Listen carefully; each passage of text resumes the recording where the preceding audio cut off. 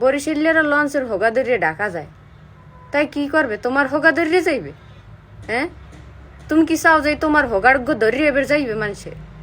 তোমার হোগাগ্য কি এতই হোগা? তোমার হোগা কি বল্লা হোগা? তোমার হোগার মধ্যে কিরমি হয়েছে? তুমি ডাক্তার দেখাও। তোমার যদি ওই যে এলোপ্যাথিতে না ধরে তাহলে হোমিওপ্যাথি দেখাও, বুঝছো?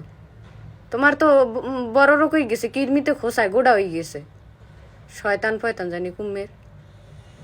মোরা বরিশালেরা লঞ্চ সম্পর্কে কিছু জানো? লঞ্চ লই যে কথা কও, এক লঞ্চ বেচিয়া 40টা বাস কেনা যায়।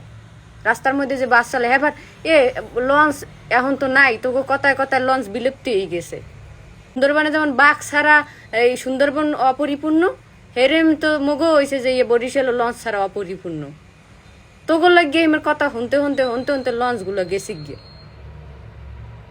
এখন পদ্মা সেতু হয়েছে, যাইস পদ্মা সেতুর নিচে ইলিশ মাছ দিয়ে চারপে ধরে কটা ভাত খাওয়াই দিব।